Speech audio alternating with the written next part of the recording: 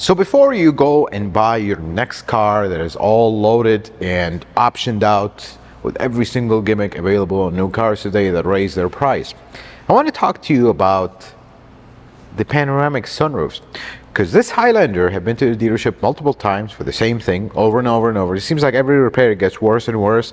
Now it's out of warranty and it's here, and we're basically about to rip the entire interior of this car apart almost to fix something that's so silly. Let's talk about it some more right after this.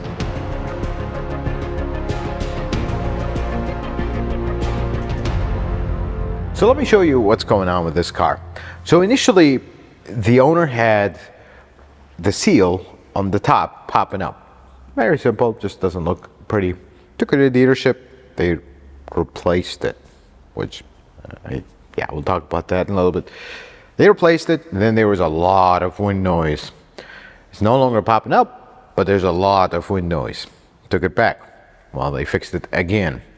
This time, there is wind noise and the seal's popping out, and now his car's out of warranty. And it's like, well, sorry, can't help you. That's the problem. And it has to do with the design. The design is ridiculous. Well, what's worse about that is, to replace the seal properly, you have to remove the entire headliner and pull the sunroof structure out of the car for such a silly reason. This is beyond me why this is designed this way. Let me show you what we got here. So we have the glass out here, just because we were doing an inspection, we're going to tear this down. You notice the seal here, like if I pop it out, I'm able to, you notice it just clips. It just has typical seal. It clips into this channel, so you clip it. You even hear it click until we get to the corner. This is clipped in, this is clipped in. Well, let's try to clip this corner in. You see that? That's the problem. First, this is what actually seals the glass. So the glass sits on top of this and it gets sealed. That is the terrible design part.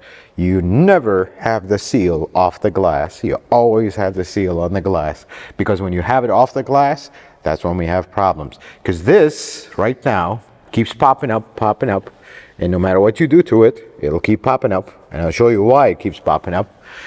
This, when you start driving, air will push it up and it'll open a channel, and then you get that whistling noise through the seal inside, and then it pops up like that. It looks horrible.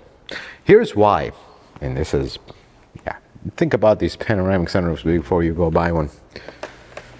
This seal clips here into this channel, and then it stops, and then there's actually nothing to clip into here. The only thing holding this seal to here, this corner, is this little piece of tape. See that little piece of tape right there? Like this? That's all that holds this glass in. And the next question you're going to have is, why are we going to tear this entire car apart just to replace the seal? A, that is a correct procedure, and it makes sense why, because of a horrible design that they had here. How are you going to put this in here and tape it properly so it would stay, it wouldn't go? Because this is a very strong tape right here. How are you going to do that with it in the car? You actually can't, because if you peel this tape off, like the cover that comes on it, I'll show you the new seal, you clip it in. Well, you just taped it at the top and now it's sticking out. You push it, you destroyed the tape, and now it doesn't seal. This is a replacement seal. Okay, well, they botched this, whatever the case. But let me go show you the other corner, and you'll get a good chuckle out of this one. Here's the funny part about this. The dealership replaced the seal 2 or 3 times, whatever that case is. So I have one question to the dealership. How exactly is this going to seal when you didn't even remove the backing out of it? I don't know what to say about that, honestly. All I can say is, when this is under warranty, this is the problem. This is why dealerships get a bad name, folks. For real, no kidding. I worked at a dealership. Is when you have a technician that is based off of commission, doing a job like this where they have to remove the entire headliner and be here for a couple days, and this pays them an hour. So they go home to their family, what, $40, $45 they made in 2 days, working 8 hours the entire day. They end up doing this. It takes no more than 5 minutes to remove these two pieces of glass. Okay, let's put the seal just like that. Well, I couldn't peel the tape. I'll be fine. Get it out of here. We're done. That's how this gets botched. But the problem is, this pay system for the dealerships is destroying their reputation. But more importantly, what about the owner of this car? Is it their fault that the automotive industry is like that? It's not actually their fault, but that's how it is. So the customer brought us the car, and I initially told them, you know, I need to investigate this a little bit. We looked into it, and as soon as I saw this, I'm like, all right, we're done. We need to do the seal properly. So I actually got a new seal. Let's come down and I'll show you the seal. We got a new seal, and you notice this new seal has the tapes. There is no way for you to put this edge of the seal without removing the entire structure out of the car, cleaning the edges, taping it, let it cure, and then put it back in the car. There is no way to do that in the car. You have to remove it. And that's what we're going to do in this video. It's been a minute with a Panoramic sunroof. This is not the worst one. The worst one is actually 18 and up Camrys. I own one, doesn't have a sunroof. Let me just tell you one thing. What a terrible idea it is to have a giant opening in your roof and all the complication that goes with it, just so we have extra wind or light to come in the car. I don't like panoramic sunroofs. Sometimes, unfortunately, if you want a nice trim, you're kind of stuck with it, but I wish it was always an option you can remove, because if it was up to me and we could, I would never buy a car with a sunroof of any kind, because it's one way, shape, or form a disaster waiting to happen. And as you will see when we start tearing into this thing.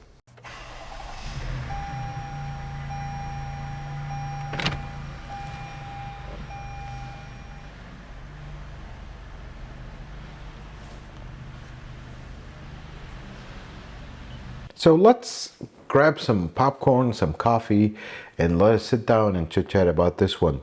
So let me tell you the interaction with this owner of this car. So the owners of this cars, they had two cars, and we've worked on some of their cars. We've actually had a previous job that we were going to do exactly the same thing. Again, sunroofs, disaster waiting to happen in most cars. So they had, I believe, an 07 or 09 Toyota Camry, beautiful car. I mean, I have to say it right here. Folks that own these cars, this family, they're a very nice couple with beautiful children. When they picked up the car, and I remember what a beautiful family it is. I hope they're watching and they can hear this straight from me. They had a Camry, and it made a structure noise on the sunroof. That was a common thing with these. You kind of go over an incline and it pops. You have to put shims between the body, the fold of the roof and whatnot. So they initially came in, they wanted to do it, and then they held off. They're like, you know what, if it's not a safety issue or anything is going to break, we can live with it, because the cost was high. Of course, tearing into the shop, we'll talk about the cost of this particular one later. But here's how this started. They brought me this car, and they're like, hey, it's been multiple times to a dealership. Now it's out of warranty, and the dealership's just going back and forth to a point where you got to pay for it now. And all of a sudden, the cost is super high. We have to tear into half the car. So they brought me this car, and they were concerned. They actually, initially, they wanted to kind of get an opinion. Hey, what do we do here? What's going on? Super nice people. I wanted to help them as much as possible. If this is something that's covered in a warranty, let's do it. I'm like, you know, this car had attempts of repair during warranty, and it failed. So in this case, folks, if you ever run into this, call your local, whichever, if you're in the US, just call the customer experience center. Explain the situation, because sometimes if you present your case and you are a loyal Toyota customer, you have multiple Toyotas, if it is something like this, it could be a case where, okay, they'll do a goodwill repair, maybe they will cover the labor or the part and you pay the labor, or something, they'll contribute something. Sometimes they won't contribute nothing, which is the case of this car. So they brought me the car initially, and I was like, I looked, it has the crossbars, and I'm like, crossbars make a lot of noise on these cars. I mean, if you have crossbars and you have noise issues, that's the first thing you should remove. And I went to drive the car.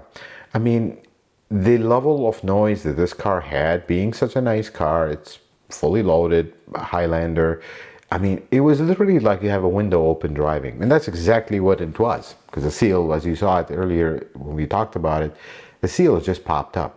And long story short, I told the owner, leave the car with me for a few days. Let me see what we can come up with, what I can do to really avoid doing this. Just give me some time with the car. Drop it off, give me some time. I mean, I have really tried so hard to find a way, because it's not just for this particular customer, because I've dealt with this before and I've seen these cases before. Try to find a way to do this. I mean, this is ridiculous. You got to tear half the car apart for a seal just because you can't reach to tape the edge. That's kind of too much. But no matter what we tried, I mean, the seal was already mangled up a little bit, but I just tried to kind of find a way. Can we put a tape, flip the tab from it? I mean, it was impossible. I tried multiple things, nothing worked. It just keeps coming loose, or it doesn't sit flush with the roof. So after that is when I called them out. I was like, you know, I tried everything to try to avoid this, but it is inevitable. We have to follow proper procedure here.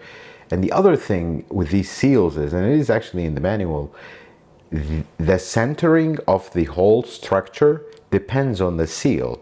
So if you change the seal, obviously you're going to take an old seal, put a new seal. These seals, although they're made to a specific, you know, tolerance, how thick they are, they will vary slightly. So what centers the whole roof is the seal. So the old seal was actually pushed on one side and loose on the other side, because you have to put the seal on, install the structure, and the seal will line up the structure. There was a definite gap, I believe it was in the back side, more than the front. And the front was almost crushed. That's also contributing to the seal not sitting down. Now, interior work is not extremely difficult per se, but it's delicate. You got to be careful with the panels. You got to be kind of aware that this is everything you are doing, the customer will see. There cannot be a single scratch. And we are fortunate that this car has a black headliner, where if you have a car with like beige or white headliner, I mean, you have to spend almost as much time as doing the job as cleaning it later. I mean, you put just any fingerprint on it, you can't just send a car to a customer like that. You're fixing something and ruining 10 other things. You gotta spend the time with cars like this. I mean, they dropped off the car and they told me, we work from home, we're not in a rush. I told them this is gonna take a while, because I can't have interruptions. As a shop owner, you're always interrupted with stuff, and this is a big project, and I wanted to do it myself here so we wouldn't have any issues. I mean, this took a while, folks. You see it in the video we're working here. This was, I literally had to dedicate a few days, 2 full days, just to work on this. And we're getting really close here in the video pulling the headliner out, which, by the way, did you know that the headliner in cars is really not held up by anything? It's Velcro and a couple clips in the back, and the rest that holds the headliner are the components. You know, the grab handles, the visors. This is what holds the headliner in cars, if you didn't know that. So here's that headliner coming out. It was kind of a very nervous moment, because this headliner they're very easy to damage, so you gotta just take your time and kind of walk it very slowly. Jose helped me a lot here, because I don't want to just carry it alone. It'll flex until you have it in your hand. It's difficult. Let's go back to the live video and talk about it some more.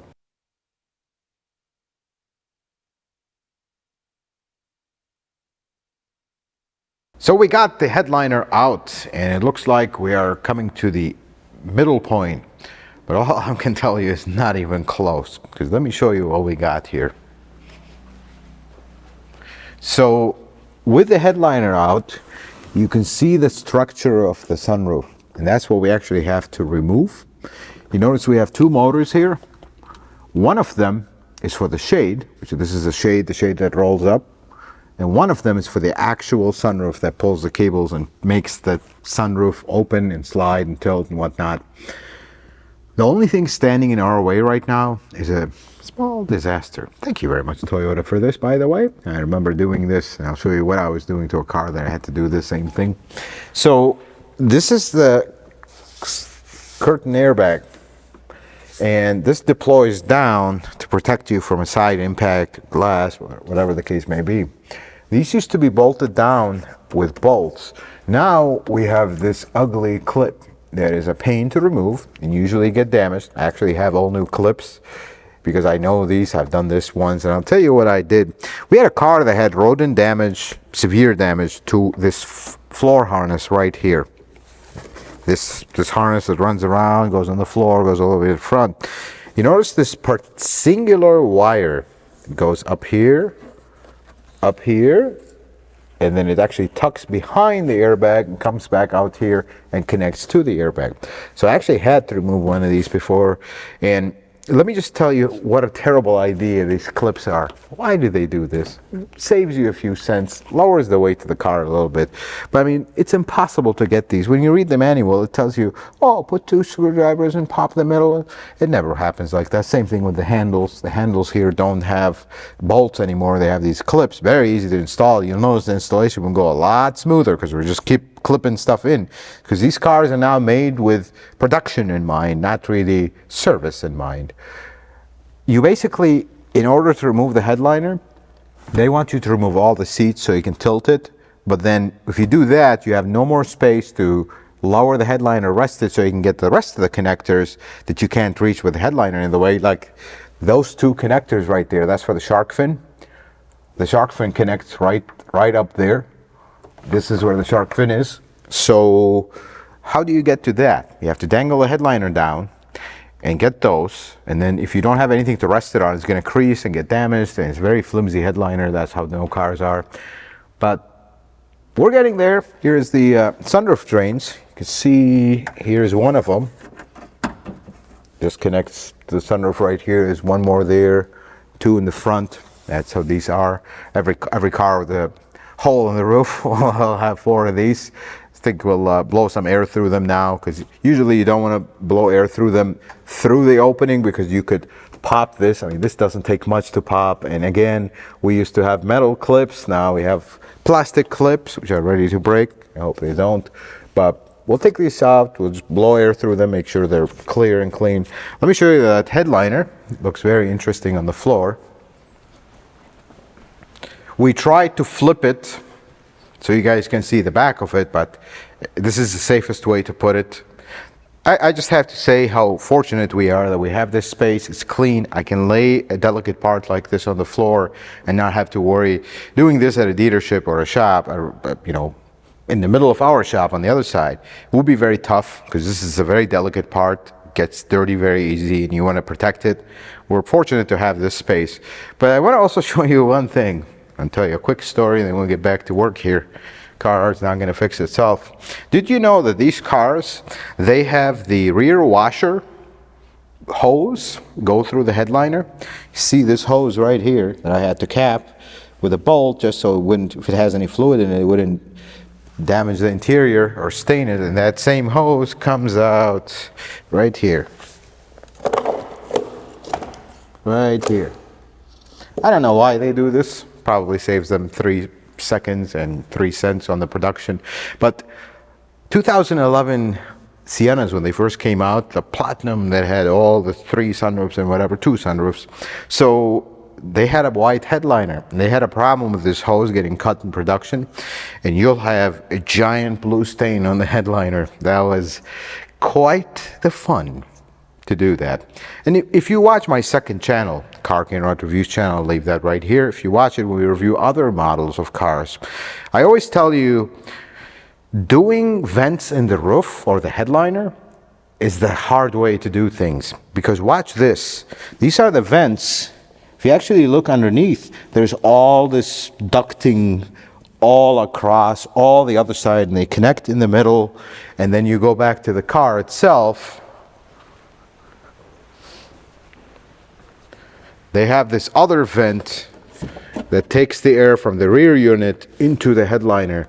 But if you do it in the pillar, all you got to do is just take this to the floor and raise it up. There you go, you have it in the pillar. So that's why I told you, when you see cars with HVAC vents in the headliner, that's the hard way to do it, and that's the proper way, because then you get air straight and it's the hard way to do things. So we admire that. A few things. This is a platinum or whatever the trim on this thing is, the fully loaded one. Rear AC unit, HVAC. See the heater and AC lines coming out here. And then on the other side, something very interesting. This is JBL subwoofer. And look how intricate this thing is. So it has the subwoofer, and then it has this giant box with passages and all kinds of stuff just to give you that nice bass. JBL lately hasn't been great in Toyotas, but at least they try with this giant behemoth. So here's the plan. We're gonna pull both airbag assemblies completely out. This is the curtain airbag. We're gonna get the sunroof structure loose. We'll get it out of the car so we can finally replace our seal. There is no way this has been done before. This was supposed to have happened 3 times to this car. It never happened. I mean, I took this car apart. You ought to leave a mark here and there, or you can see somebody's been here. We'll try our best to do the best job that we can possibly get without replacing the entire car. But as a technician going behind me, they're gonna know somebody's been here. Obviously, once you start pulling panels, you're gonna see signs somebody's been here. I can guarantee you nobody's been here. And this seal was supposedly replaced 3 times. It was done from the outside. That's why it never worked. Let's get back to work here. So let me tell you something about these annoying clips. I mean, these clips are just unbelievable how ridiculous they are. And I'll talk about them and show you the clip later on, a little bit later in the video. But let me tell you the first interaction I had with this ridiculous airbag clip. So it was a 2020 Highlander.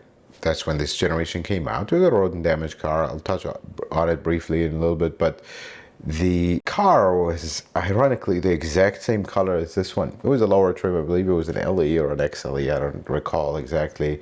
And after that, I had a couple interaction with this type clip on other models, but this took a very, very long time, and our arms are tired, and we're really fighting it because you cannot just. This literally took 2 hours, folks. I am not joking. This took 2 hours to pop, what, 14 clips, because you can't just break the clip off because it sits on the airbag. You damage this airbag, you're liable for it, and you potentially, more importantly than that, you could actually harm somebody if this car gets in an accident. So that's the problem. You can't just, just cut the clip and break it. And here's the other thing. Ask me how I know that, which I spent an entire day back at the dealership days trying to get it out. So if you manage to break the clip in half, guess where the other half is going to fall? It's going to fall on the roof rail, and you'll be spending the next day trying to get it out, because if you leave it, that's a giant rattle. Basically, that piece of the clip, every time you brake, it's going to roll forward. Every time you accelerate, it's going to roll back. And that's going to create a lot of noise for this customer. We can't just do that. So you really got to spend the time.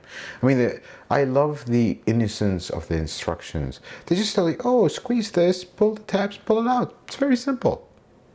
I want to say one thing right now. And this is how frustrated I was with this style clip. I would like the person, God bless them, this is not an attack on them in any way, shape, or form, we're all humans. But I'd like the person that designed these clips to please educate us. Maybe we don't know, maybe we're doing something wrong, although I'm following the instructions word by word. Please come out and show us in the shop how this clip is supposed to be removed easily without spending this amount of time on it. It is just unreal how long this took, but we got it out. We're good, and that's why from that moment on, when I dealt with the first one, I always replace them all, because again, this is an airbag, and that clip actually holds the airbag, so we're not going to take chances for a few bucks worth of clips.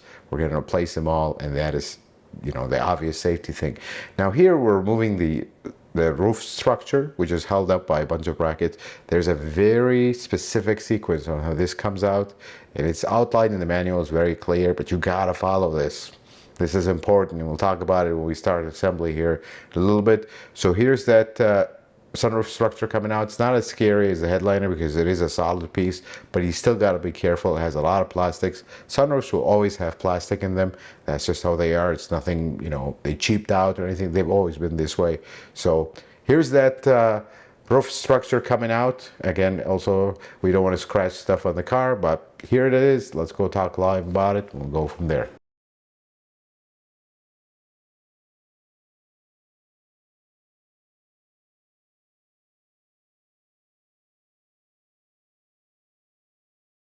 So we got the sunroof structure out, and this was fun.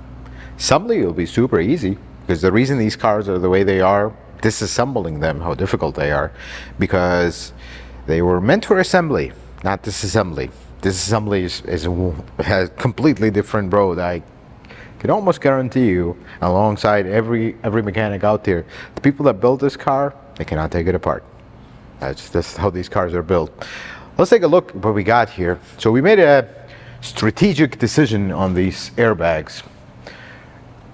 That clip that we talked about looks like this. Sorry, we're playing camera tag with Jose. This is that clip. So you have this little red thingy. You have to kind of pinch it here and get it out. And then you have to put 2 screwdrivers here to push these little tabs in at the same time with your octopus hand.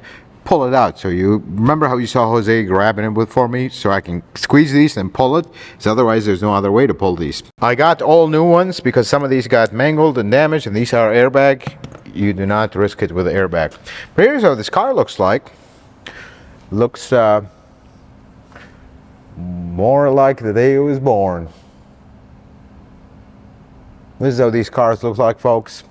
Giant opening in the roof. It's a very, very bad idea. That's just what I'm going to say. You know, sometimes I have cars with sunroofs as well. We're just kind of, if you want some of the nicer features in cars, you're stuck with this. I wish car manufacturers always make this optional, because it is just, there's way too much that needs to happen for this giant hole in the roof to work. And then we end up with this tiny little seal we have to tear the whole car apart to fix.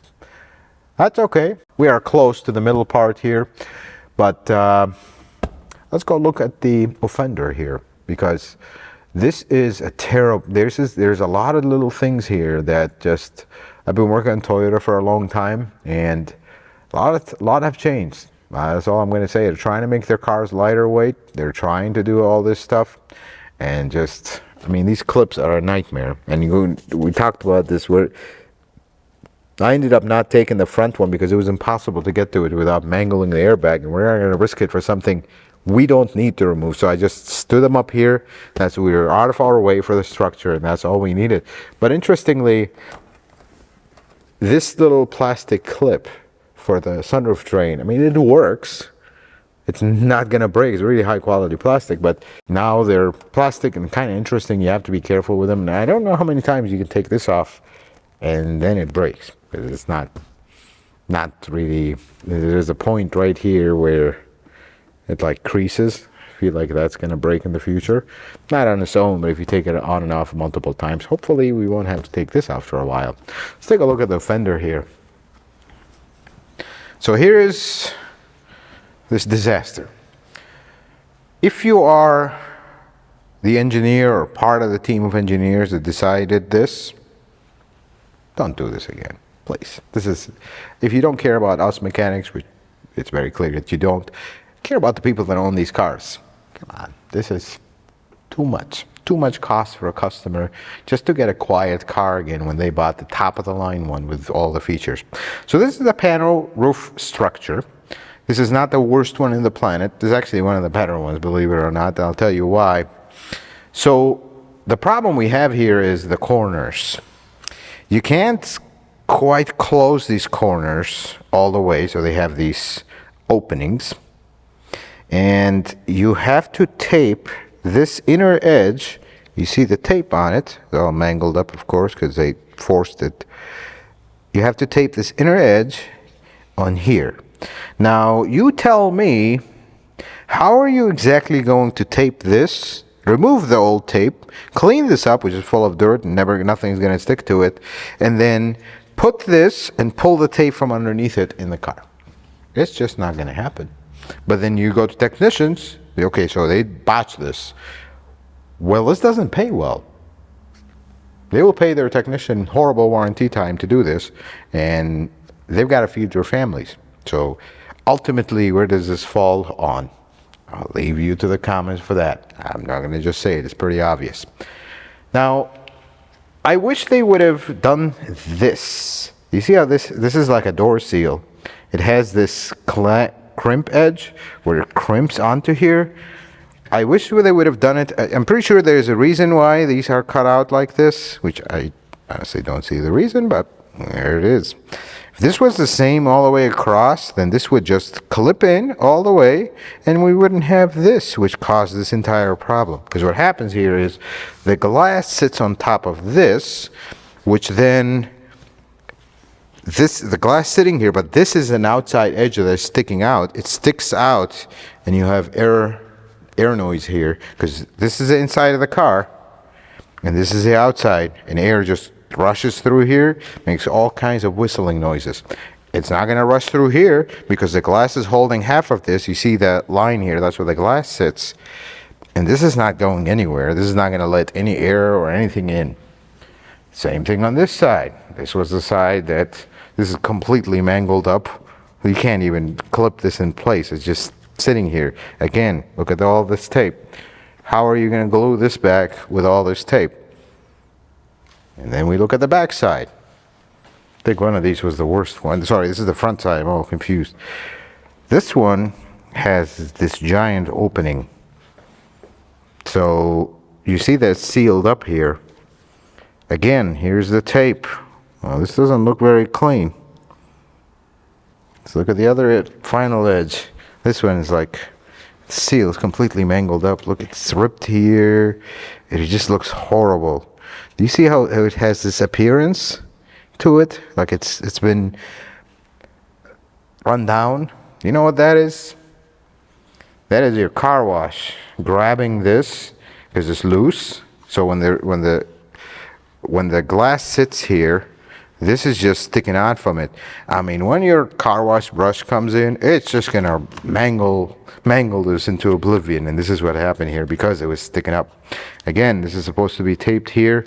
See the tape, or what's left of it. Anyways, here's that tape. Yeah, that's not gonna tape anybody anywhere.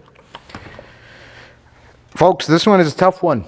I feel really bad for the owner of this car. Not because they bought this car with a Panoramic Sun Roof. I mean, they bought a loaded Highlander here, but I feel bad that they got stuck between warranty not paying the technicians well, and technician getting disgruntled and not wanting to tear this entire car for $40 on 3 days of pay. That's how much they're going to make tearing this down.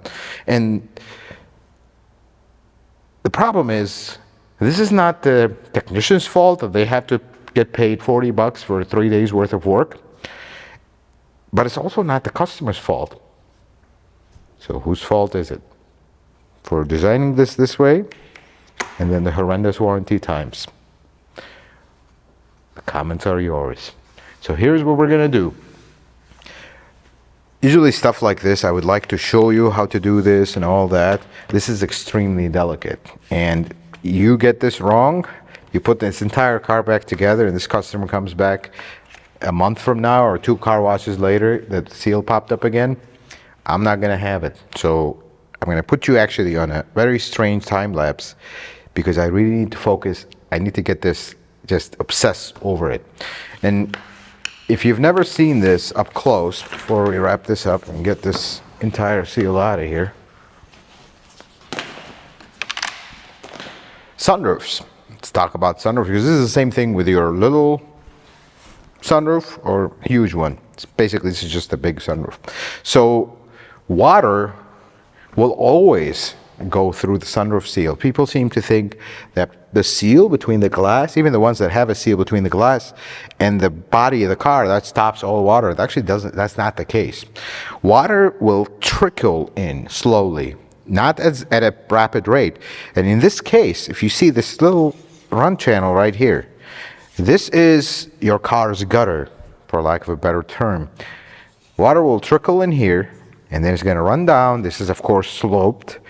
Water will run down here, collect in this area, and then here's that drain where it's going to drain out. Same thing on the other side. In the back side, so some water will make its way here, and it could run through here. You see how dirty this is? It's going to run through here, enter the gutter, and go out this drain. Same thing in the back. That's how these are designed. It's a controlled water leak, kind of like the roof of your house. Well, if you don't have gutters, it's just going to come barreling down. But here you have a gutter system and a drain that drains it away by gravity. It works. Usually you don't have issues, but if you get these clogged, of course, this is going to fill up, and eventually go inside your car and make a mess. And one last thing, in addition to the drains, how does the sunroof work briefly? Do you see these cables right here? These white cables? They're toothed cables. So here's your motor, and it sits right here. So it's basically this cable goes in this channel, and it grabs a hold of this. There's two cables. If you hold one and pull the other, it's going to tilt it up. If you move both of them, it's going to actually pull this whole rail in. That's how this works. It has a little pivot here that makes, if you pull one of them, it's going to just go up and stop. In the case of Panoramic sunroofs, though, they are a little different because it's going to go up and stop, and then it's going to slide the whole thing over the roof. So the way they do this is, it's just programmed in the computer. It's going to slide, tilt it up, and then stop at a certain point. And if you want to open it, it's just going to continue its operation. So this is technically simpler when you have a roof that goes over the car, but this is all done with these cables. So it is you notice they're plastic cables.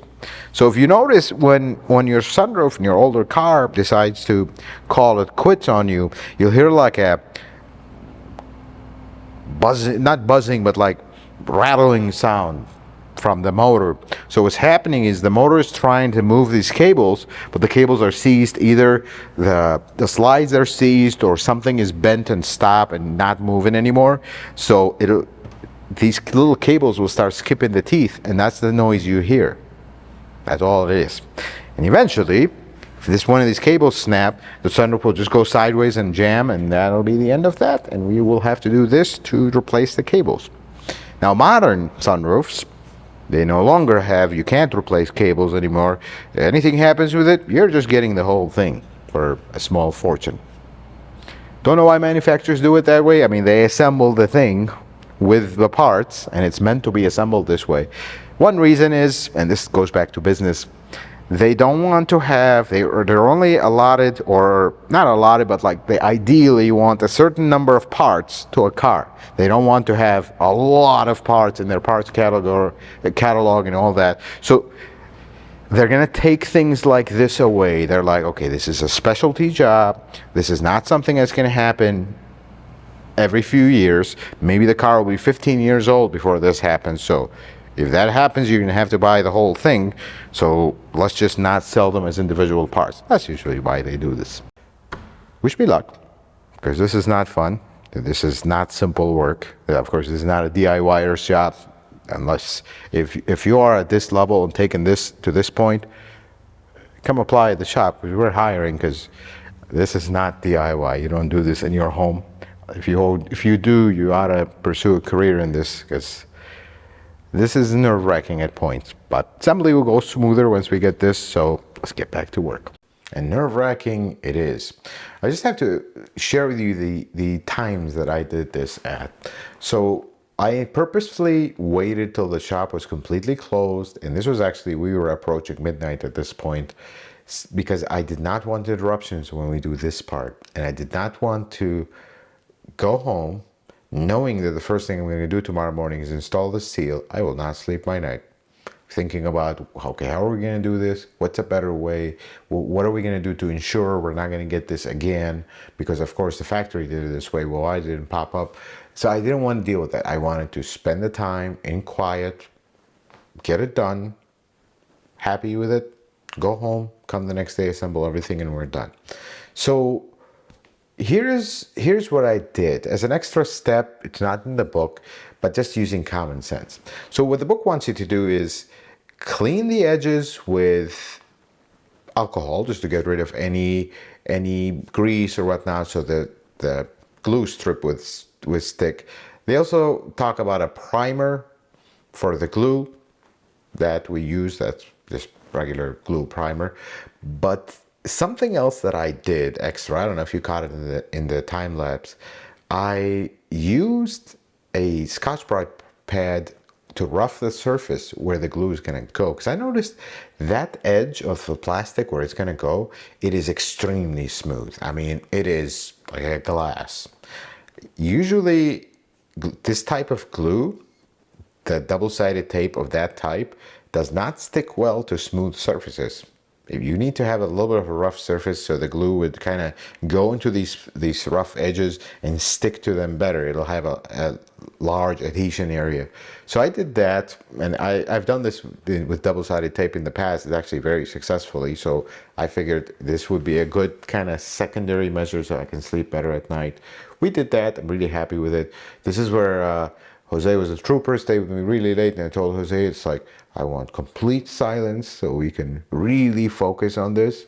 We're gonna just get into this, get it done and get it run right, because I really obsess over this stuff.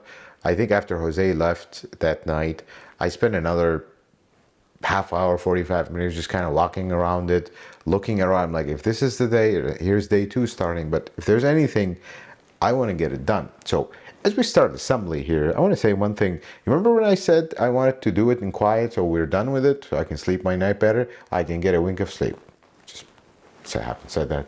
Because I really did not want these customers to spend all this money, and we'll talk about cost in a little bit, and then have this issue in the future. I mean, they're such nice people, and I feel so bad about the situation that, you know, dealership going back, and the labor time is not good, and warranty and this and that.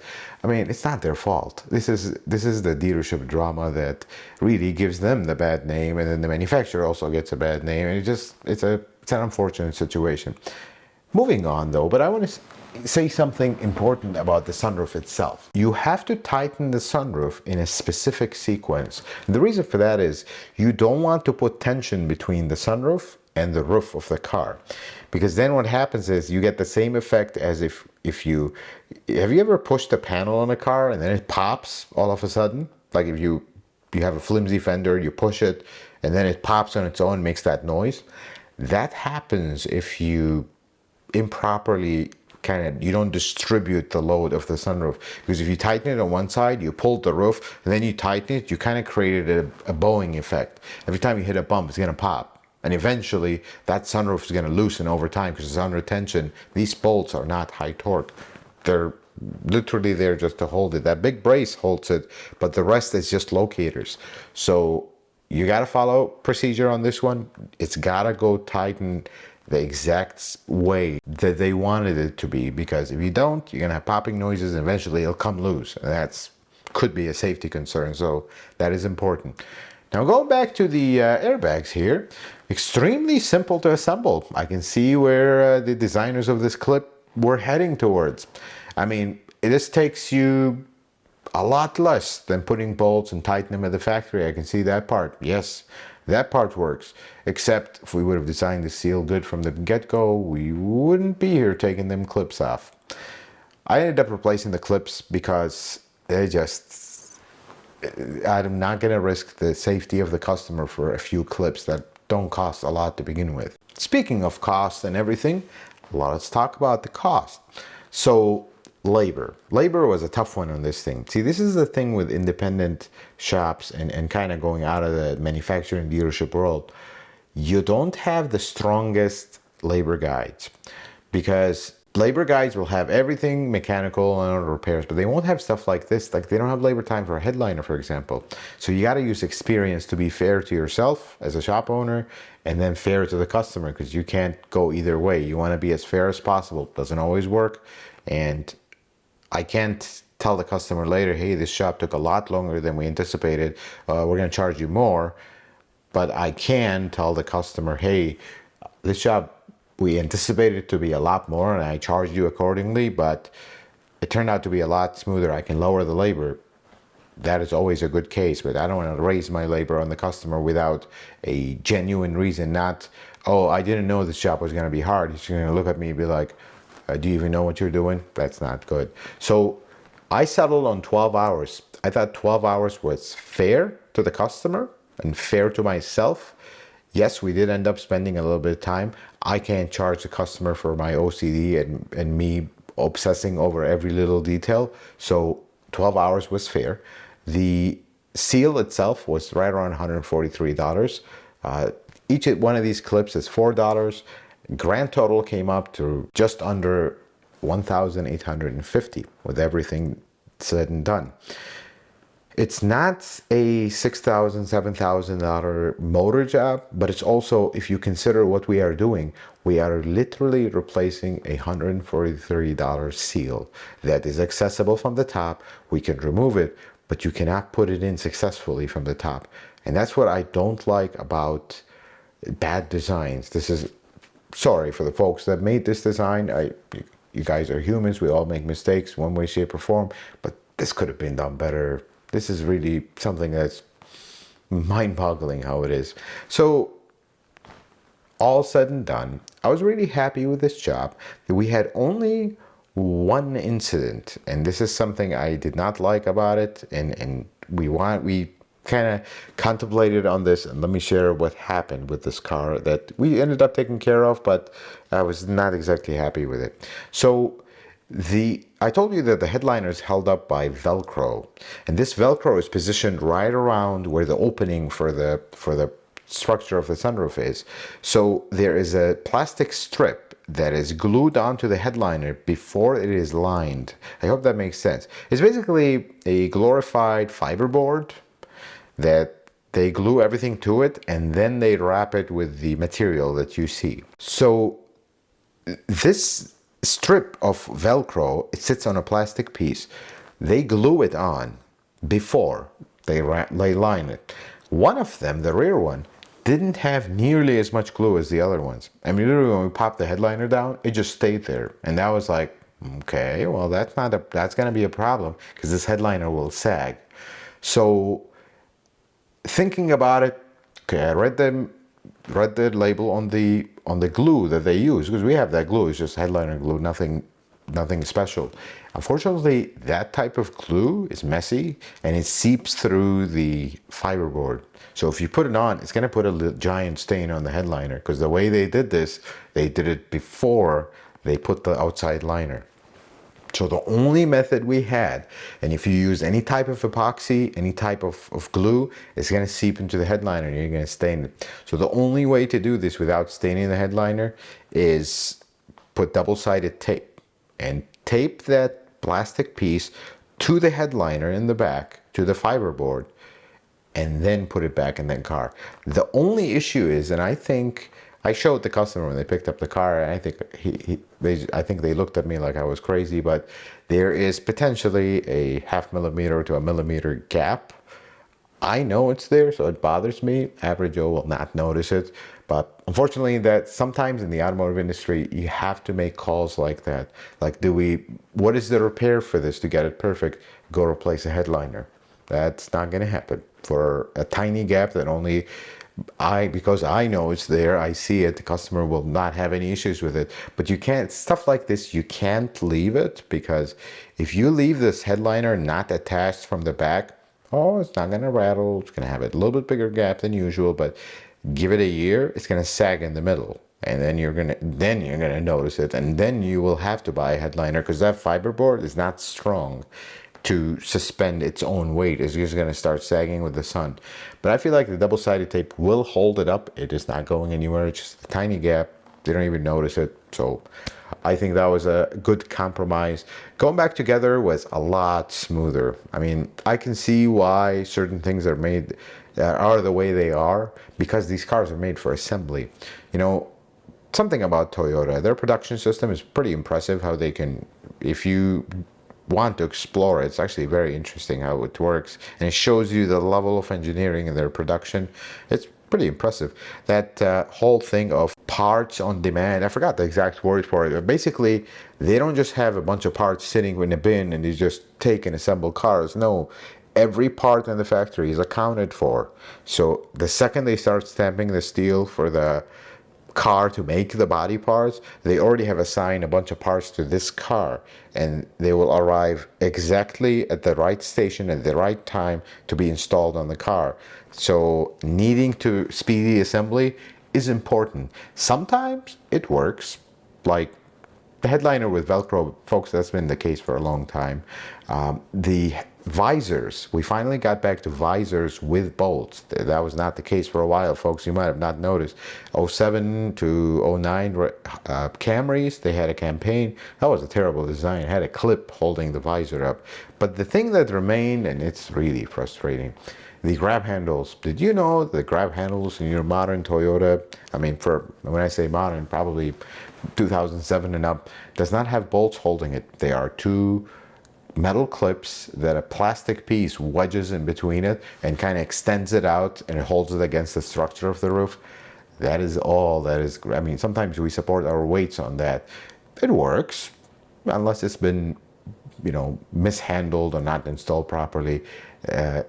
They will fall, but usually they work. You can support your weight from them, and that's so. Don't worry about that part. We've tested it, but installing them is very tricky, but removing them is extremely tricky, because again, they want you to put two screwdrivers on the side to pop the edge, but this is a piece, very flimsy plastic piece, that is wedged under pressure, so you really got to spend the time to walk it back and forth. I wish there was screws. Would have been great. It would have taken you 2 seconds. I remember when we did the 600,000 mile Lexus, when we tore the interior apart. I mean, that was beautiful. Everything was bolt and screw and multiples. This is all clips, but going back together. This took a lot less time to assemble than the LS430. I mean, assembling that LS430, if you haven't seen it, check out the restoration series on that, which, by the way, is coming back soon. That was a lot of work to put it back together, because everything had 7 bolts. This, everything clips back together, and I was really happy with how this turned out. Unfortunate that we had to do this for a seal to begin with, but I was really happy with how it turned out. Car was squeak free, rattle free. It was very quiet. Really happy with it. These floor mats were pretty interesting. I don't know if you've ever dealt with them. They have Velcro built into them, so it really holds them. That was pretty interesting to see that. But everything's going smoothly. I am really happy. Here's the final results after cleanup. The glass took forever to adjust, so I don't really film it, but car's all done. We're really happy with it. I hope you treat your sunroof well. I hope it treats you well, and we'll talk about that a little bit as we wrap up this video. And there you have it. This job is complete. We already spent some time off camera because we had to put the glass and adjust it, and that's a very time-consuming process and a very delicate one. So some will say this is the dealership's problem, that 3 times they couldn't fix this car. I will have to be fair here. This is a terrible design. I mean, why does the seal have tape on the side of it? Why can't you just replace the seal from the outside? So every time you need to replace a seal on this particular Highlander, and actually a few other models, you have to tear half the car apart, as you saw here, just to replace the seal. Not because you can't access it from the top. No, because it has tape on the side, and you basically have no way of installing that little piece of tape without removing the whole structure from the car, which entails a lot. This is not a good design. And on top of it, warranty times are not good. You basically have a technician working on this car for 2-3 days and getting paid almost nothing. That's not right either. So it's not always the technician's fault or the dealership. Sometimes it is a bad design and a bad warranty time. However, there is one last thing that we just have to say. How is that the customer's fault, though? That's the unfortunate part about this. Folks, if you're going to buy a car and you see one with a panoramic sunroof and one without, and you really don't need the other options that comes in the package, the more you avoid these, the better. Sometimes, you know, we're all stuck with them. I have 2 cars with sunroofs, and we're kind of stuck with them. I don't like them, and you want to be gentle with them. Make sure they're maintained. Make sure the drains are always clear. Make sure we don't induce problems. Don't open them when they're frozen in the wintertime. Don't open them at super high speed, because that's actually not good for them either. But treat them with love, because trust me, when you don't love them, and if they decide not to love you back, things will get extremely expensive. Not the case with this car. This car just had a faulty seal, but still, you want to be gentle with them. Folks, I hope this video was helpful and informative. I hope you learned something new. If you like it, consider giving it a thumbs up. If you're not a subscriber, consider subscribing to the channel. Check out some of my other videos. Until the next video, folks, may the Lord bless you and keep you, and you have yourself a wonderful day.